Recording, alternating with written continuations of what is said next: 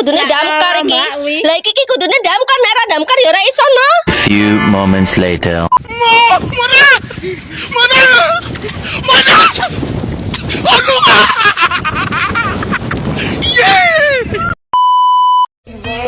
Just a feeling that I want you behind because it's something that is on. You're on my mind, I guess it goes that.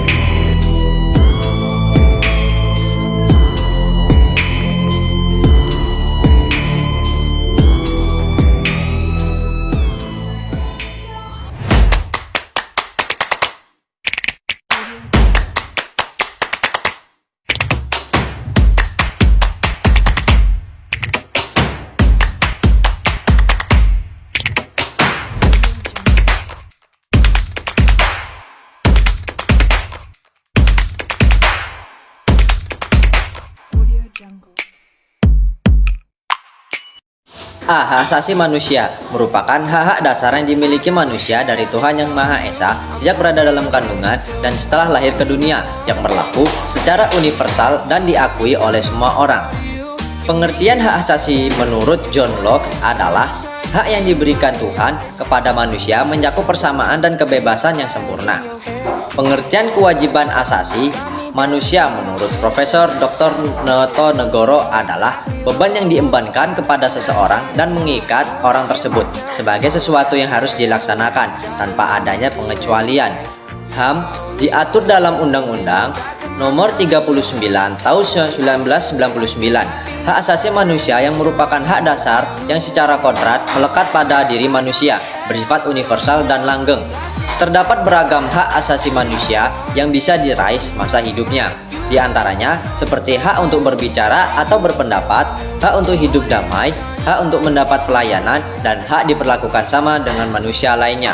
Sementara kewajiban asasi manusia adalah kewajiban pokok atau dasar yang melekat pada setiap manusia sebagai konsekuensi dari adanya hak asasi manusia. Kewajiban asasi menjadi kewajiban dasar disertai tanggung jawab sebagai bentuk menghormati hak asasi manusia lainnya. Konsep dari hak dan kewajiban asasi manusia bersifat universal dan tidak dipengaruhi atau dibatasi oleh status kewarganegaraannya. Hal itu disebabkan keduanya dilandaskan pada keyakinan bahwa hak dan kewajiban tersebut dianugerahkan secara alamiah oleh alam, semesta, Tuhan, atau nalar. Pada awalnya, hak dan kewajiban asasi manusia dikembangkan pada abad pencerahan, kemudian berpengaruh dalam wacana politik selama Revolusi Amerika dan Prancis. Setelah itu, konsep hak asasi manusia juga muncul dalam versi lebih modern sekitar abad ke-20, terutama setelah dirumuskannya Pernyataan Umum tentang Hak Asasi Manusia pada tahun 1948 di Paris, Prancis. Semenjak itu, hak asasi dan kewajiban asasi manusia telah mengalami perkembangan yang pesat. Keduanya bahkan menjadi semacam kode etik yang mampu diterima dan ditegakkan secara global dan internasional. Hak dan kewajiban asasi manusia juga diyakini sebagai perwakilan dari kaum-kaum yang tertindas. Dengan melihat konsep dan kewajiban asasi manusia, kaum yang tertindas bisa memiliki hidup yang lebih aman dan adil bersama manusia lainnya. Secara hukum internasional, hak dan kewajiban asasi manusia ternyata dapat dibatasi atau dikurangi dengan syarat-syarat tertentu. Pemberantasan biasanya dapat dilakukan oleh hukum yang berlaku, memiliki tujuan yang sah, dan diperlukan untuk kepentingan masyarakat. Hal ini juga diatur dalam UU RI Nomor 39 Tahun 1999, Pasal 1 Ayat 2, Kewajiban Asasi Manusia, yang apabila tidak dilaksanakan tidak memungkinkan terlaksananya dan tegaknya hak asasi manusia. Berikut contoh hak asasi manusia. 1. Hak untuk hidup. 2. Hak untuk memeluk agama. 3. Hak untuk mendapat pekerjaan. 4. Hak untuk perlindungan hukum. Sementara itu, contoh kewajiban asasi manusia: 1. Menghormati dan menghargai orang lain. 2. Menjaga martabat orang lain. Yang ketiga, menaati peraturan yang berlaku. Yang keempat, membantu orang yang membutuhkan pertolongan kita. Substansi hak dan kewajiban asasi manusia dalam Pancasila.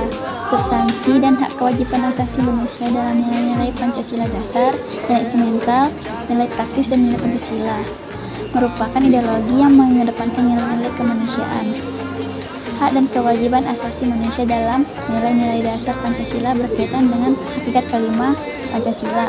Nilai-nilai Pancasila bersifat universal, umum, dan di dalam terkandung cita-cita, tujuan, serta nilai-nilai yang baik dan benar.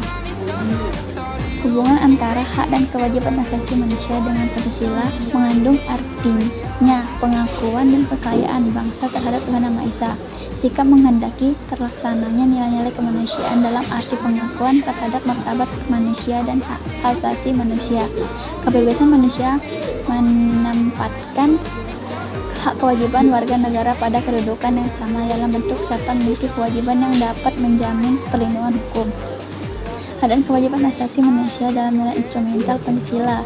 Nilai instrumental merupakan pedoman pelaksanaan kelima sila Pancasila. Perwujudan nilai instrumental pada umumnya berbentuk ketentuan-ketentuan konstitusional. Hak dan kewajiban asasi manusia dalam nilai praksis Pancasila. Nilai praksis merupakan realisasi nilai-nilai instrumental berupa suatu pengalaman nyata dalam kehidupan sehari-hari dalam masyarakat berbangsa dan C. Kasus pelanggaran hak asasi manusia. Penyebab pelanggaran satu, faktor internal, yaitu dorongan untuk melakukan pelanggaran HAM yang berasal dari diri pelaku pelanggar HAM. Contohnya, sikap egois atau mementingkan diri sendiri. Rendahnya kesadaran HAM dan sikap tidak toleran. 2. Faktor eksternal, yaitu faktor di luar diri manusia yang mendorong seseorang atau sekelompok untuk melakukan pelanggaran HAM. Contohnya, penyalahgunaan kekuasaan, penyalahgunaan teknologi, dan kesenjangan sosial dan ekonomi yang tinggi. Berikut beberapa contoh kasus pelanggaran hak asasi manusia yang pernah terjadi di Indonesia. 1. Kerusuhan Tanjung Priuk pada tanggal 12 September 1984. 2. Penembakan mahasiswa Universitas Trisakti pada tanggal 12 Mei 1998. Dan 3. Tragedi Semanggi I pada tanggal 13 November 1998. D. Upaya penegakan hak asasi manusia dan upaya penanganan kasus pelanggaran hak asasi manusia. 1. Upaya pemerintah dalam menegakkan HAM. Beberapa upaya pemerintah dalam menegakkan HAM antara lain. Yang pertama, pembentukan Komisi Nasional Hak Asasi Manusia atau Komnas HAM. Komisi Hak Asasi Manusia atau Komnas HAM dibentuk pada 7 Juni 1993 melalui Kepres nomor 50 tahun 1993. Lembaga ini bertugas untuk meneliti, memberikan penyuluhan, pemantauan, dan mediasi HAM. Seluruh masyarakat yang merasa hak asasinya dilanggar diperkenankan untuk melakukan pengaduan kepada Komnas HAM.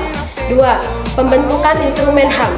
Instrumen HAM merupakan suatu alat untuk bisa menjamin proses perlindungan dan penegakan hak asasi manusia. Instrumen HAM biasanya berupa peraturan perundang-undangan dan lembaga-lembaga penegak seperti Komnas HAM dan Pengadilan HAM. Salah satu peraturan yang mengatur tentang HAM terkandung di dalam Undang-Undang Nomor 39 Tahun 1999 tentang Hak Asasi Manusia. 3. Pembentukan Pengadilan HAM. Pengadilan HAM dibentuk berdasarkan Undang-Undang Nomor 26 Tahun 2000. Pengadilan HAM merupakan pengadilan khusus terhadap pelanggaran hak asasi manusia yang menjadi dasar dalam penegakan. Dalam pelaksanaannya terdapat pula kepastian hukum, keadilan, dan perasaan aman untuk seluruh masyarakat Indonesia. 2. Upaya penanganan kasus pelanggaran hak asasi manusia. Beberapa upaya penanganan kasus pelanggaran hak asasi manusia adalah sebagai berikut. Yang pertama, membangun harmonisasi hak dan kewajiban asasi manusia. Yang kedua, meningkatkan kualitas pelayanan publik. Yang ketiga, penegakan hukum. Yang keempat, pengawasan dari masyarakat. Dan yang kelima, menyebarluaskan pendidikan HAM.